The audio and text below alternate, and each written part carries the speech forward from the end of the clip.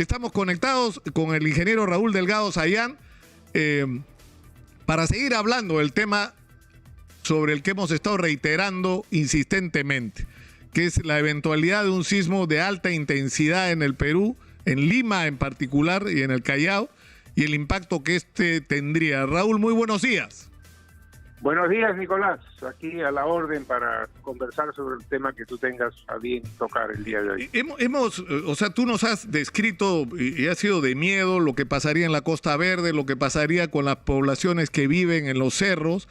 Es más, he estado mirando el mapa que se hizo del sismo y es de horror toda la mancha roja de lo que sería totalmente destruido y que costaría la vida de fácilmente 200,000 personas si no hacemos algo para cambiarlo. Nos has descrito la situación de los hospitales, de los colegios, pero ¿qué pasaría con el agua potable, con servicios tan básicos como este? O sea, un terremoto de 8.8, que es lo que prevén los especialistas, ¿qué impacto tendría sobre el agua potable?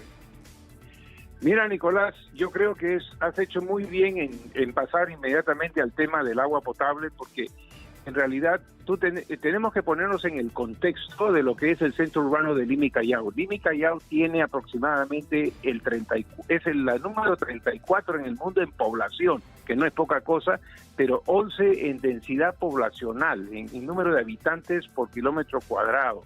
Produce el 50% del PBI del Perú y emplea aproximadamente el 32% de la PEA. No podemos vivir en el Perú sin Lima totalmente operativa.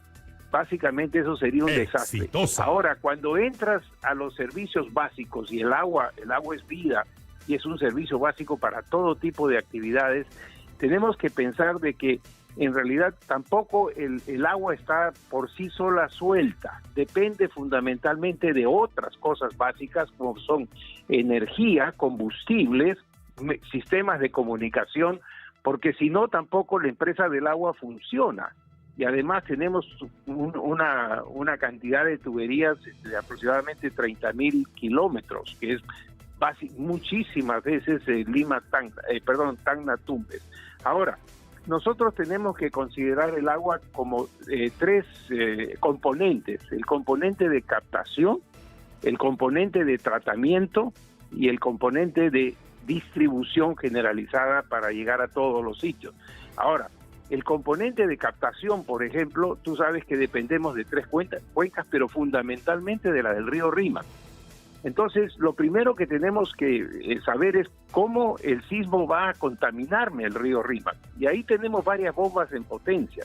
Una de ellas se llama Tamboraque, que son prácticamente unos relaves mineros que están a la vera del río, o sea, al costado del río, y es un relave que desde mucho tiempo atrás hemos estado pensando en reubicarlo en otro lugar, porque es un relave de productos mineros que incluso tiene cianuro. O sea, básicamente pero esto es increíble, porque de esto se viene hablando hace años, ¿no? O sea, es un relave altamente peligroso concentrado al lado del río. Claro, entonces la primera etapa, como tú sabes, es captación. ¿Qué cosa puede tomar el río Rímac y qué cosa no puede tomar el río Rímac? Si estos relaves que están en la vera del río, al costado del río, fallan, ni siquiera podemos tomar el agua en la planta de la Tarjea, que es básicamente el principal suministro del río Rímac.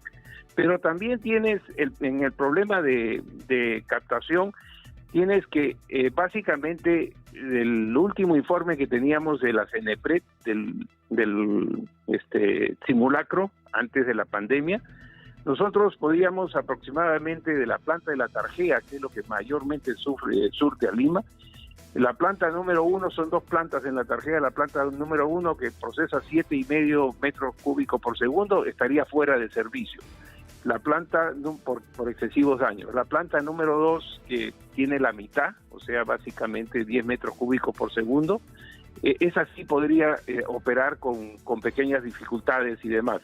Pero en el sistema de pozos, que es una cosa adicional, que tenemos 450 pozos, prácticamente el 75% podría quedar vivo. No solamente por fallas en el casing, o sea, lo que recubre el pozo, sino tampoco tendríamos el bombeo, el pozo fundamentalmente es de bombeo, las bombas necesitan energía, y si tenemos también colapsos en la parte energética, por eso te dije yo que se retroalimentan con energía, con comunicaciones y varios, tampoco podríamos bombear, o sea, mucho del agua y del desagüe fundamentalmente opera con bombeo. Ahora, y de ahí, claro, y ahí encima tienes que sumar el problema de la red de tuberías, porque yo recuerdo que la Cámara Peruana de la Construcción alertó sobre que había por lo menos 3.000 puntos críticos en Lima. 3.000. O sea, 3.000. ¿Te acuerdas cuando hubo el tubo que reventó en San Juan del Lurigancho, ¿no es cierto?, al lado del metro? Correcto. Y dijeron, en ese momento dijeron, hay 3.000 lugares en Lima donde puede ocurrir lo mismo en cualquier momento. O sea, en un terremoto, los 3.000 van a volar juntos. Bueno, pero buena parte de ellos sí, evidentemente, y sobre todo tenemos tuberías muy antiguas en el centro de Lima, sobre todo, yo diría aproximadamente 20% de la red es tremendamente antigua. Y tú que has hecho referencia al tema de San Juan del Lurigancho, que fundamentalmente tiene que ver con los desagües, eso en realidad la mayoría de los colectores principales de desagüe deberían tener un sistema de válvulas y bypass para poder evitar que eso se vuelva a producir, porque si se produce es una cosa pues totalmente horrorosa. Entonces ahí hay muchísimo trabajo por hacer. Mira, Sedapal no es una empresa que no esté consciente de todas estas cosas, ¿no? Ellos tienen planes de emergencia, pero lo que tenemos que hacer es dotarla de recursos para poder ponerlos en práctica. Quizás Sedapal es una de las mejores empresas que tenemos todavía en el sistema público, pero ellos, acuérdate que no pueden cargar todos estos planes con costos tremendos, porque inmediatamente repercutiría en las tarifas. Las tarifas están vinculadas a las inversiones, entonces ellos tienen que hacer inversiones para crecer la red, pero yo creo que hay que darles una partida aparte, que entre fuera del tema de SUNAS y de tarifas. Y que tenga que ver con prevención. Exacto, que tenga que ver con prevención. Tenemos que, todo lo que hemos tratado y lo que podremos seguir tratando en los días siguientes, cuando hablemos de energía, de combustibles, etcétera, porque claro, me dicen, oye, sí, falla la energía, entonces entran al grupo electrógeno, pero el grupo electrógeno necesita petróleo, ¿no? Entonces también tienes un sistema de combustibles que tienes que estar mirando, porque todo está interrelacionado. Ahora, Sedapal fundamentalmente tiene muchos servicios tercerizados. Entonces no solamente tienes que preocuparte de lo que es Sedapal mismo, sino también de quienes son sus suministradores y quienes le dan stock, etcétera, también tienen que mirarlos como partes de todo el sistema, ¿no? Raúl, tenemos que terminar lamentablemente por hoy. Yo creo sinceramente que esto está siendo muy útil, porque sin darte cuenta, Raúl, nos estás haciendo un crudo diagnóstico de la realidad peruana y en particular de la realidad de Lima. Crudo diagnóstico de nuestra infraestructura, de nuestros colegios, de nuestra salud pública, de la calidad de la vivienda, de los servicios de agua. O sea, yo creo que habría que usar esta información que tú estás aportando, no solo para prepararnos para un eventual terremoto de alta intensidad, sino para hacer las cosas como se tienen que hacer de una vez, ¿no? En algún momento tenemos que empezar a hacer las cosas bien, mi querido Raúl. Muchas gracias. Yo creo que sí, yo creo que te está funcionando en cierta manera, porque por lo menos en el discurso del Premier ya se tocó el tema. Ya apareció. Gracias, yo creo, a ti, fundamentalmente, gracias a tu insistencia se ha tocado el tema. Es la primera vez que yo recuerdo que este tema ha sido tocado, ya sea en un discurso de 28 de julio o en una presentación de un premierato. Vamos a seguir tosudamente toda la semana, Raúl. Sí, hay que ver que esté en el presupuesto con una partida aparte. Ese es el tema. Ahí es donde mueren todas las ilusiones, dicen, en el presupuesto. Ojalá que no sea así en este caso. Un abrazo.